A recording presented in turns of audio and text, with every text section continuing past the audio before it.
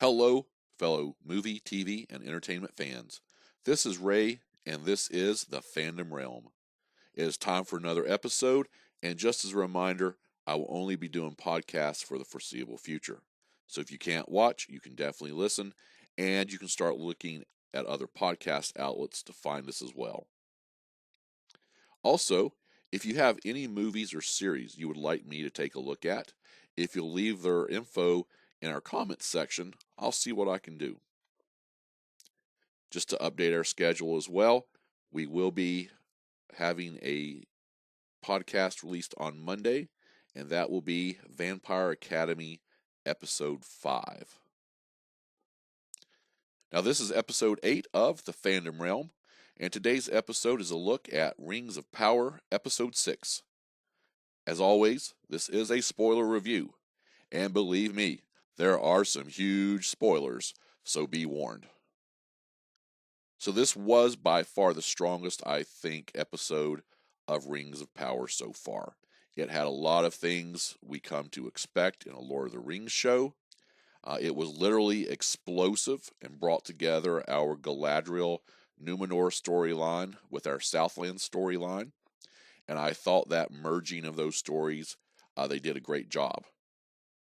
This isn't really as much of a review as it is a reaction to what happened, but it should cover basically everything of any importance. The first thing about episode 6 is that I started being able to see the Galadriel that we know from the movies. We really had several scenes where Galadriel was imparting wisdom on other characters in the show, not just telling about how she knew all this about what was going on and all of her knowledge. The first real scene that we saw this was with Isildur early in this episode. It really softened my stance on this depiction of Galadriel. As you all know, I've been very critical about how Galadriel has been depicted, but she's getting in a conversation with Isildur, and he's really talking about, and he says something to the effect of Numenor not existing. And Galadriel responds to him that Numenor still exists, even if in the heart of the lowliest stable sweep. Now, this really sounds like something the Galadriel we know from the movies would actually say, and the way it came off. And I really appreciated that to be shown, especially since I've been so critical.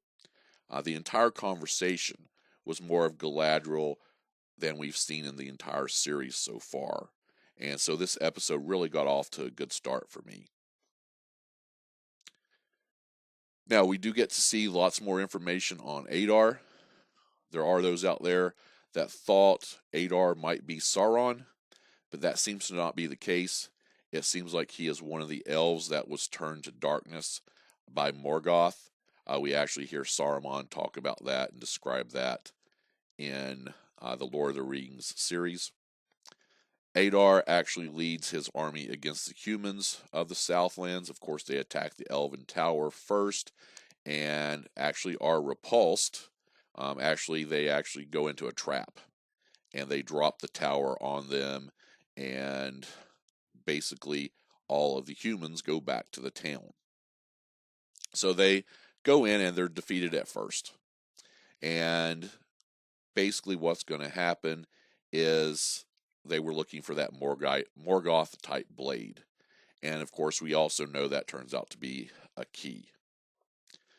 Eventually the Numenorians are going to come to the rescue, just as Adar is getting the key.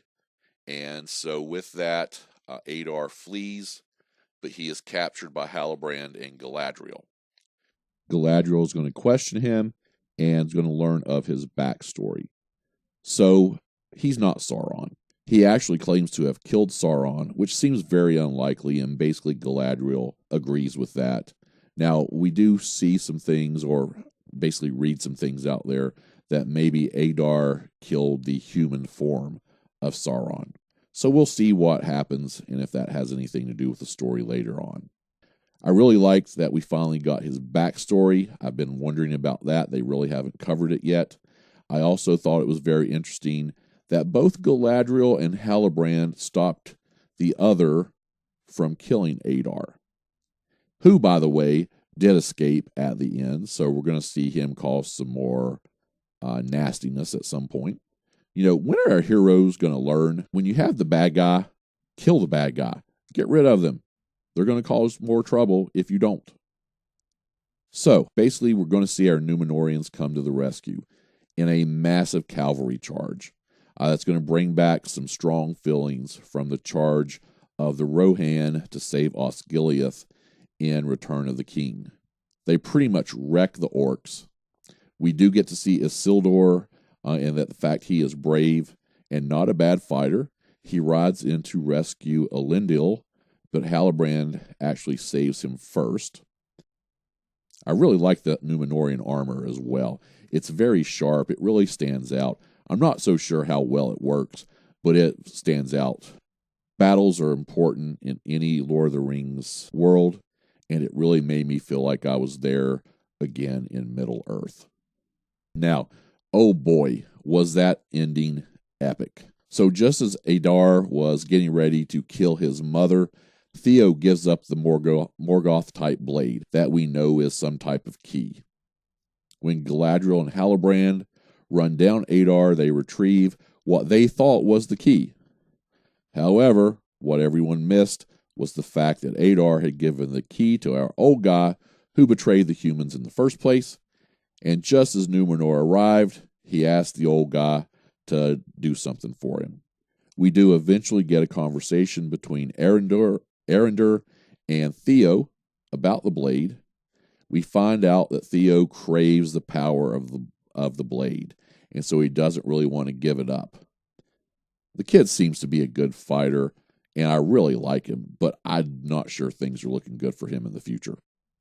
Arondir gives him the blade wrapped in a cloth and tells him to give up that power by giving it to the Numenorians to throw in the sea as they return home.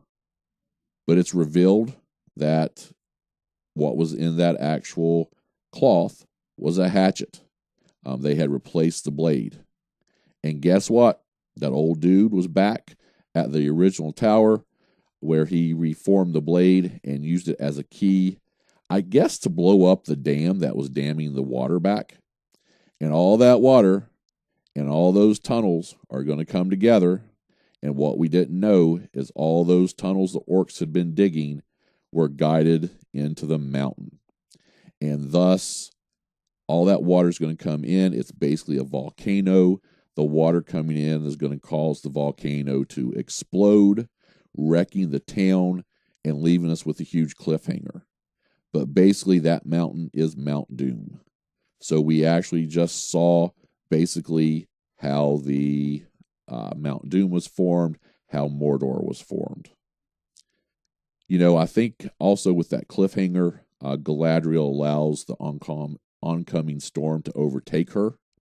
And so we're going to see what happens with that. We know she survives, of course, but it'll be interesting to see who all does survive. I think we've known for a while that the Southlands was going to become Mordor, but seeing how Mount Doom came to be and how Mordor was formed, it really gave me chills. I mean, this was a huge moment in Lord of the Rings history. And you can correct me if I'm wrong, but I don't really remember there being anything about either the creation of Mount Doom or Mordor in the Silmarillion or any of that information that we have from Lord of the Rings. It's going to be interesting to see what our next step is. Now, just to throw this in, this is maybe my one small complaint for this entire episode, but I don't believe for 1 second that once Galadriel arrived, that Arondir would not have showed her that blade to get her opinion. Because he's basically the one that pointed out to her, hey, you need to catch Adar and don't allow him to escape. It's obvious Arondir knows who Galadriel is. She may have some knowledge. So I think he would have shown her that blade once they captured Adar and they could have figured out basically, hey, it's gone, something's going on. Maybe they could have stopped the creation of Mordor. But that's not the story. Other than that, I don't really have any complaints. I do just want to talk about one last thing, and that's the fact that they did not venture into the other storylines with the Harfoots and the Stranger, and then Elrond and Moria. It looks like we're getting more of that in the next episode, but I think it was a great idea to just focus on the Numenorians and the Southlands and the creation of Mount Doom and Mordor, because going back and forth would have interrupted that story, and I think it would have made it much less effective. Basically, this was a huge part of the series, and so they needed to keep it all, I think, in one episode. I'm going to go ahead and bring this reaction to an end with a rating for episode 6 of Rings of Power. This was by far the best episode of the series so far. It really pushed our story ahead, I thought, and it felt like something out of the world of The Lord of the Rings. It helps that they made Galadriel seem a little more like Galadriel to me, although she was still being that warrior, but it didn't bother me as much because we got to see that other side, that side of her showing wisdom, and so it wasn't as bad. I was also on the edge of my seat for this episode, and because of that, I'm going to give it an A. Hopefully we can maintain this level throughout the rest of the season. Now, with that grade, we're going to bring this episode 8 to a close. Do me a favor and leave a comment, subscribe, and like the video. And folks, we'll see you next time on the Fandom Realm.